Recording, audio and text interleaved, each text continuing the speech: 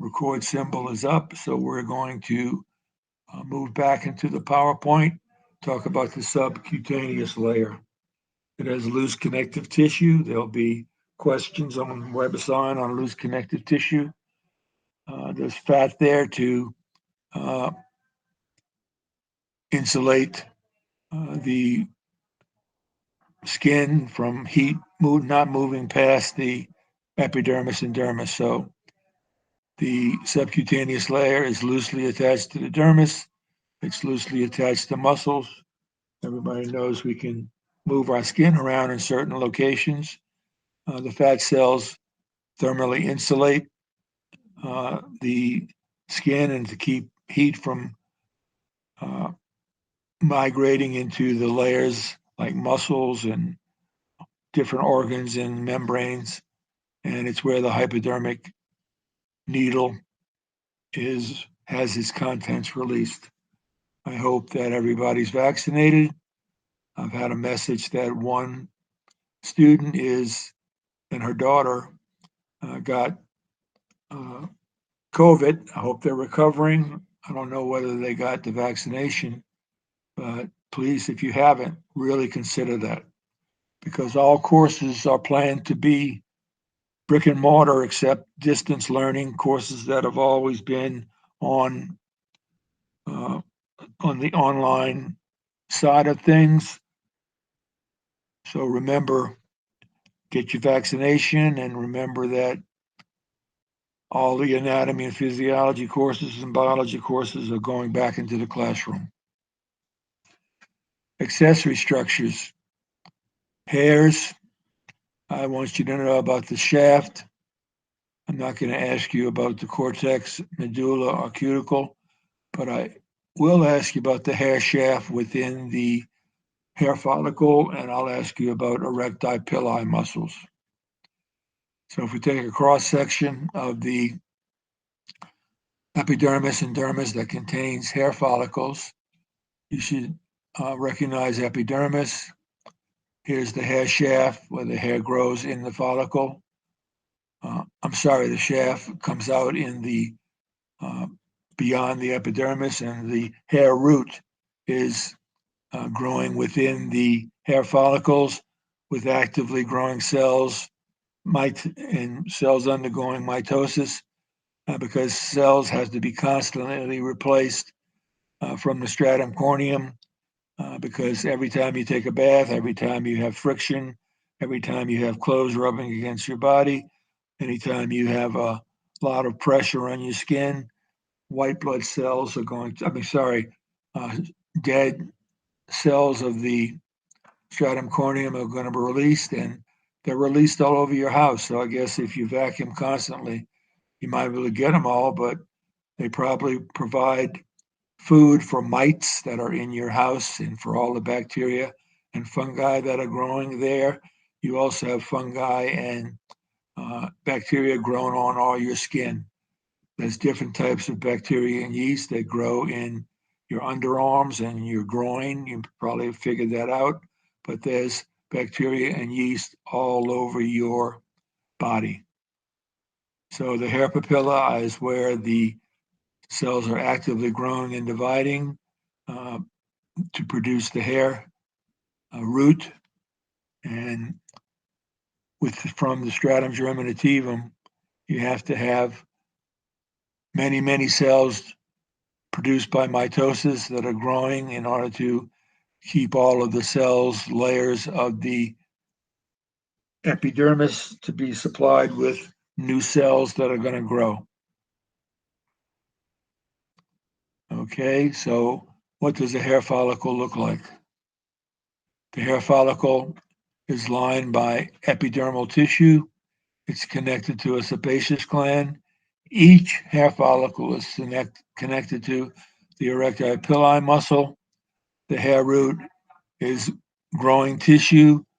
That growing tissue comes from the hair papilla, where they're producing new cells to keep the hair growing. Uh, so again, you have a connective tissue sheath on the outside of the epidermal tissue that's lining the hair follicle. When When you get goosebumps, that's because of the erectile pili muscle.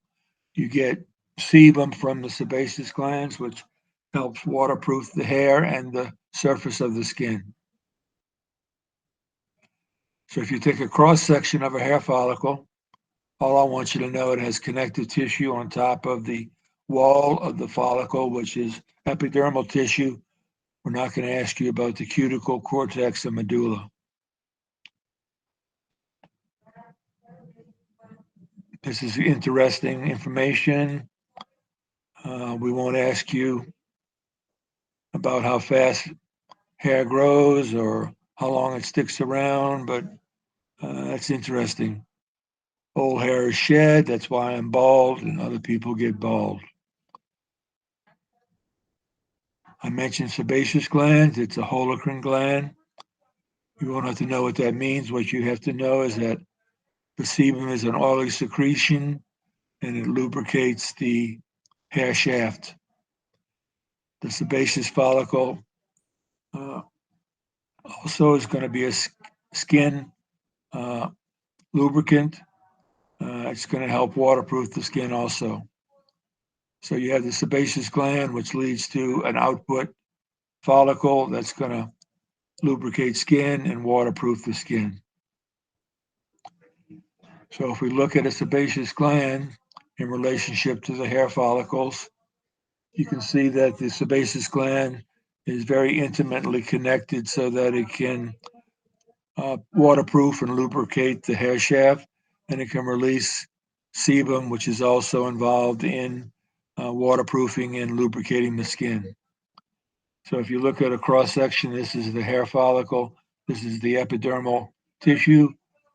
All of these sebaceous glands cells are going to produce oily substance that's going to be dumped into the hair follicle to lubricate and waterproof the shaft, and also to be released on the surface of the skin in order to lubricate and waterproof the skin.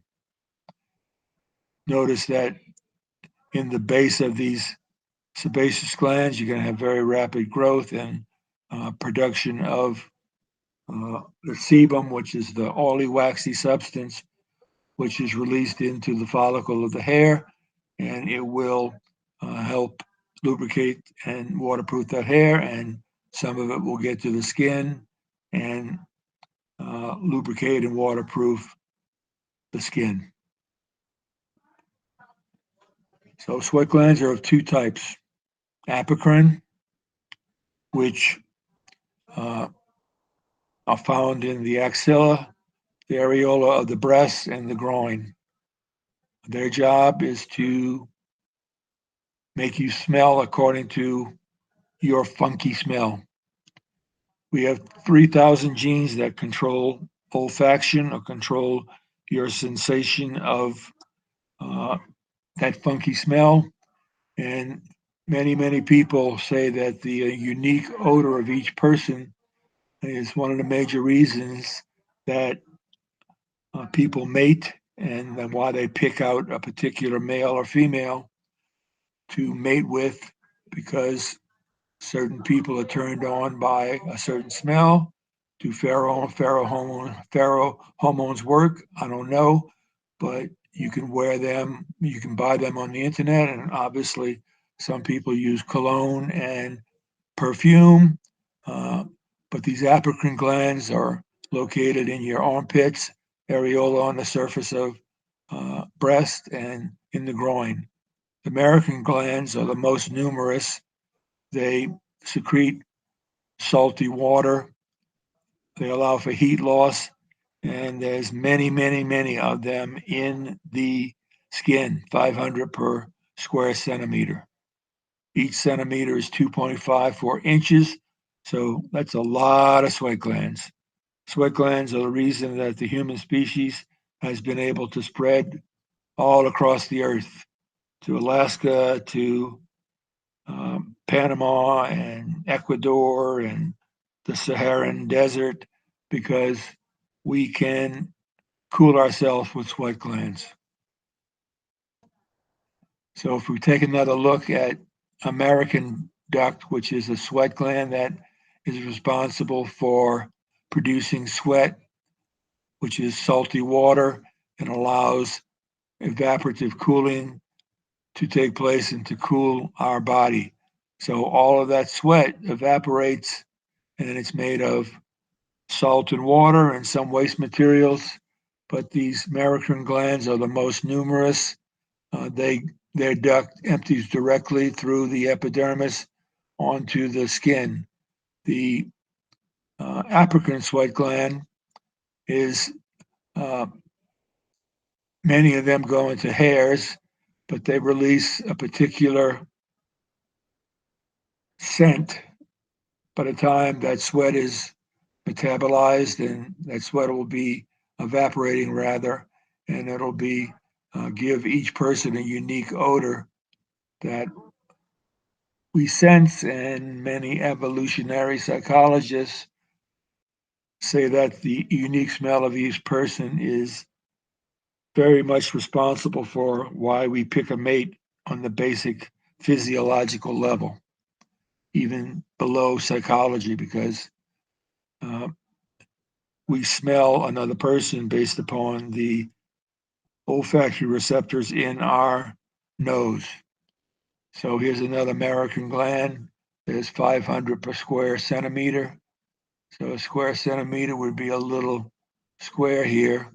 And these sweat glands are for cooling. These sweat glands are for mating and to create your own scent. Okay, let's go back to the uh, here, stop recording.